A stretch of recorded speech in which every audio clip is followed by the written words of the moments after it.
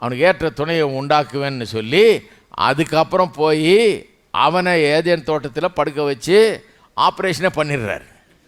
Full அனஸ்தீசியெல்லாம் கொடுத்து மயக்க மருந்தெல்லாம் கொடுத்து அவனை தூங்க வச்சு அவனுக்குள்ளே இருந்து ஒரு எலும்பை எடுத்து அதிலிருந்து ஒரு பெண்ணை உருவாக்கி கொண்டு வந்து நிறுத்துறாரு. அவன் ஐயோ இது எங்கே பிடிச்சிரு, எந்த ஊர் இது அப்படின்னு கேட்கல.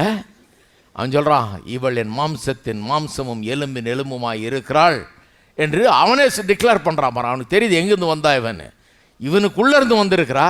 ஆகையால் தான் அவனே சொல்கிறான் பாருங்க, புருஷனானவன் தன் தாப்பனையும் தாயை விட்டு தன் மனைவியோடு இசைந்திருப்பான் அப்படின்னு சொல்லிட்டு பிறகு இயேசு சொல்லும்போது அதில் சொல்கிறாரு, ஆகவே அவள் இருவராயிராமல் ஒரே மாம்சமாய். அப்படி உண்டாக்குன விதத்திலிருந்து இயேசு ஒரு லெசன் ட்ரா பண்ணுறாரு பாருங்க. என்ன சொல்கிறாரு, எப்படி உண்டாக்குனாரு? மனுஷனுக்குள்ளேருந்து எடுத்தார், அவனுடைய மாம்சத்திலிருந்து எலும்பிலிருந்து எடுத்தாள் அவளை.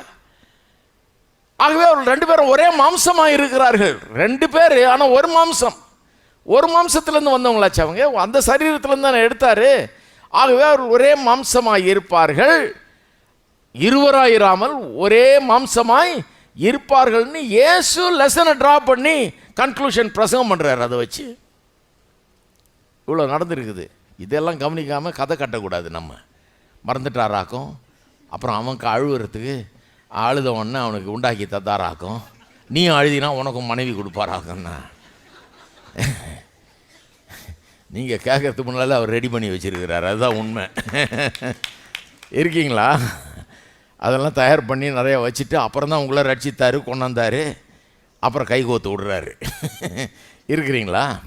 இப்படி எல்லாத்தையும் மனுஷனுக்காக பண்ணுறாரு. என்ன அருமையான உலகத்தை, தோட்டத்தை எப்படி படைக்கிறார் பாருங்கள். எத்தனை வகை ருசிகள், எத்தனை விதமான பழங்கள், காய்கறிகள், தாவர வர்க்கங்கள், என்ன அருமையான மரங்கள், எத்தனை வகை பாருங்கள்.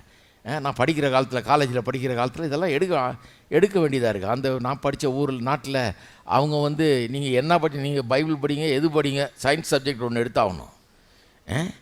அதனால் எடுத்தோம் பாருங்கள். அதில் எனக்கு ஆச்சரியம், எத்தனை வகை இதெல்லாம் மனப்பாடம் பண்ணுறதுக்குள்ள எனக்கு போதும் ஆகிடுச்சு, ஆளை விடுங்கப்பான்னு.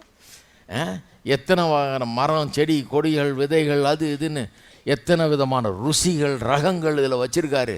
ஒன்று ருசி. இந்த ஊரில் பார்த்தா இந்த மாதிரி பழங்கள், மாம்பழம் அது இதுன்றான். அந்த ஊருக்கு போனால் அது வேறு மாதிரி பழமாக இருக்குது. இங்கே ஒரு நாட்டுக்குள்ளேயே, ஒரு ஸ்டேட்டுக்குள்ளேயே இங்கேருந்து ஊட்டி போங்க, அங்கே பழம் வேறு மாதிரி இருக்குது. ஹலோ, இவ்வளோ வச்சுருக்கார். சிலர் சொல்கிறாங்க இவ்வளோ தேவையா மனுஷனுக்கு? சிலருக்கு வேறு மாதிரி புத்தி பாருங்கள். ரொம்ப ஆவிக்குரியவர்கள் நினச்சினேன், மனுஷனுக்கு இவ்வளோ தேவையா என்றார். அவர் சொல்கிற இது பத்தாது, இன்னும் நிறையா வச்சுருக்கிறேன், இன்னும் கண்டுபிடிக்க வேண்டியது ஏராளமாக இருக்குது. இன்னும் காட்டுக்குள்ளே போனீங்கன்னா